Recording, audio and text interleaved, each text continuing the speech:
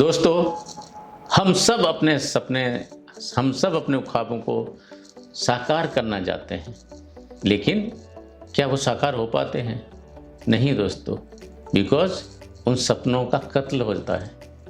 कौन करता है कत्ल? समाज ने किया, आपके दोस्तों ने किया, और किसने किया? दोस्तों, मैंने वो पता किया है। बताऊं आपको, ये सपने हम खुद कत्ल करते हैं, आप खुद कत्ल करते हैं। आप अपने ख्वाबों के, हम अपने ख्वाबों के खुद के कातिल हैं। कैसे? हमको तो पता ही नहीं चला ये कत्ल कैसे हुआ। मैं बताता हूँ आपको कैसे कत्ल हुआ। ये कत्ल धीरे धीरे होता है।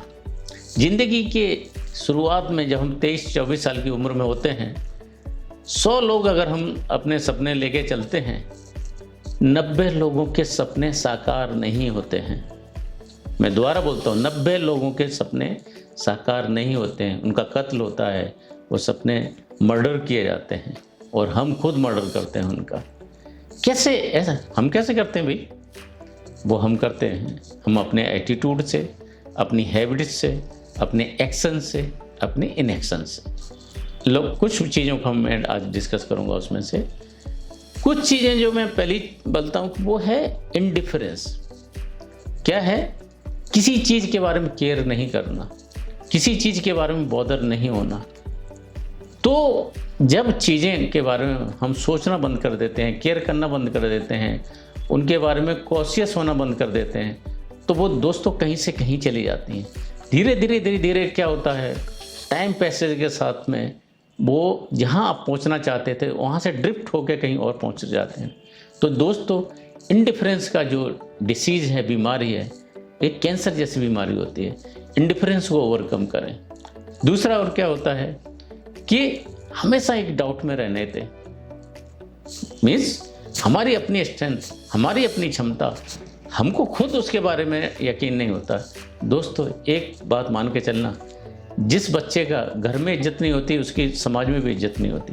तो अगर आप खुद अपनी स्ट्रेंथ पर, खुद अपनी क्षमताओं पर यकीन नहीं करेंगे, विश्वास नहीं करेंगे, ना समाज, ना आपके दोस्त, ना आपका कोई भी आपके ऊपर यकीन करेगा। तो अपनी क्षमताओं पर यकीन करना सीखें। अगर आपको लगता है, एनालाइज करके लगता है कि इनको इम्प्रूव करना, तो ज़रूर करें। लेकिन अगर हम खुद ही नहीं यकीन करेंगे दोस्तों, तो कौन करेगा? हेनरी फोर्ड क्या बोलते थे, बहुत फेमस था, if a person thinks he can, or a person thinks he can't, he is right both ways. दोनों तरीके से वो बंदा सही हो सकता है। कैसे हो सकता है? बिकॉज उसके सोचने का जो तरीका है वो उसको बनाता है कि वो कर सकता है या नहीं कर सकता है। दोस्तों, हमारे जो मन के भाव होते हैं, हमारे मन के जो विचार होते हैं, वही हमको वैसा बनाते हैं। इसमें क्या बोलते हैं, मन के हारे हार है, मन के जीते जीत। अगर आपने मन में हार का विचार है तो आप हारेंगे, अगर आपके मन में जीत का विचार है तो आप जीतेंगे। तो अपने मन के एक हमेशा जो डाउट है उसको दूर रखें। और क्या है दोस्तों, इनडिसाइसिवनेस मीन्स एक हम डिसीजन ही नहीं ले पाते हैं, पोस्टपोन करते रहते हैं, बहुत कुछ एनालाइज करने की कोशिश करते हैं। मैं हमेशा बोलता हूँ, too much analysis result into the paralysis. आपके पास कभी भी पूर्ण इंफॉर्मेशन नहीं रहेगी। ऐसा मैनेजमेंट तो बोला जाता है कि अगर आपके पास 70% इंफॉर्मेशन है, you are good to go to take decisions. अगर हम बोलते हैं हमारे पास संपूर्ण इंफॉर्मेशन होगी, दोस्तों हम टाइम को खो देंगे। जो डिसीजन के साथ साथ पॉइंट ऑफ टाइम होता है वो बहुत ज़रूरी होता है कि हमने डिसीजन कब लिया। वो डिसीजन लेते लेते अगर वक्त गुजर गया तो वो डिसीजन इन्फेक्शियस हो जाता है, उसको कोई मतलब नहीं होता दोस्तों।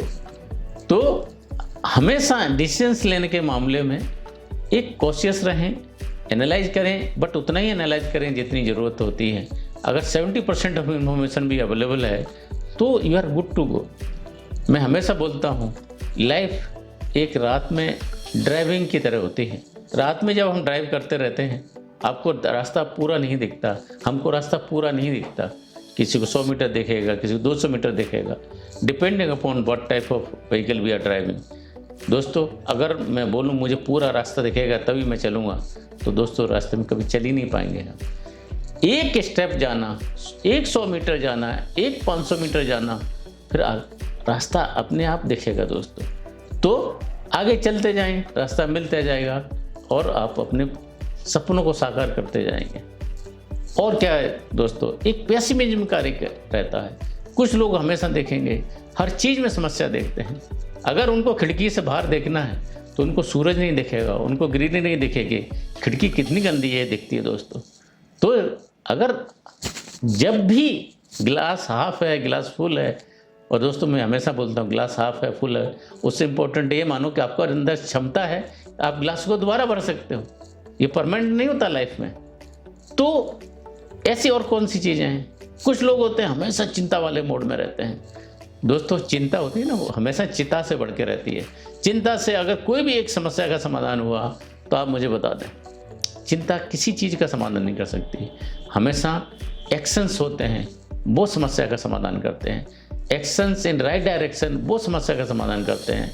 एक्शन परसिस्टेंटली टेकन वो समस्या का समाधान करते हैं। लेकिन अगर हाथ फाथ रखे बैठे रहे कोई समस्या का समाधान नहीं हो सकता। और कुछ लोग होते हैं कि उनको ज़िंदगी में बिल्कुल रिस्क नहीं लेनी। अरे बहुत दोस्तों, इस पैदा हो गई वही बड़ी रिस्क है। पैदा होना एक रिस्क फ्री नहीं है, बिकॉज लाइफ होती है वो हार्ड होती है। लाइफ के चैलेंजेस वो हार्ड होते हैं, वो रिस्क लेनी पड़ेगी। मार्क जकरबर्ग क्या बोलते हैं, the biggest risk is not taking any risk. जिंदगी में सबसे बड़ा जो खतरा है कोई रिस्क नहीं लेना। हम ये नहीं बोलते कि आप रेकलेस रहें, लेकिन रिस्क लेनी पड़ती है दोस्तों।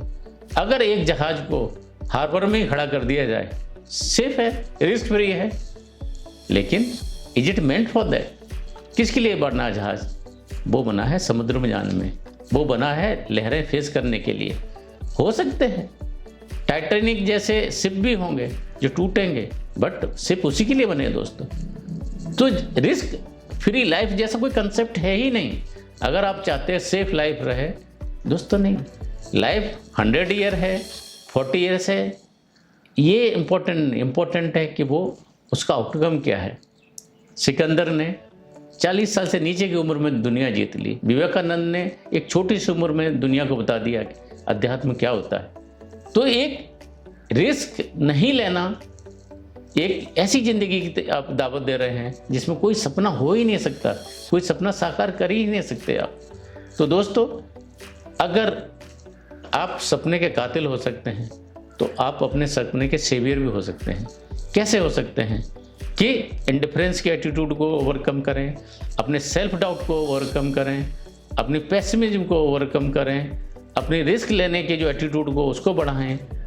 तो अगर हम इन सब चीज़ों पर अवेयरनेस के साथ में, सेल्फ अवेयरनेस के साथ में, कंसिस्टेंसी के साथ में, परसिस्टेंस के साथ में, ग्रिट के साथ में अगर हम काम करते हैं तो हम खुद ही अपने सपनों के जो कातिल थे वो हम अपने सपनों के सेवियर बनेंगे, अपने सपनों के गार्जियन बनेंगे। और मुझे उम्मीद है कि आप वो 90% लोगों में नहीं रहेंगे, आप उन 10% लोगों में रहेंगे जिन्होंने अपने सपनों को खुद साकार किया। उन्होंने सब चैलेंजेस को झेला, उन्होंने सब परेशानियों को फेस किया और सपनों को साकार किया।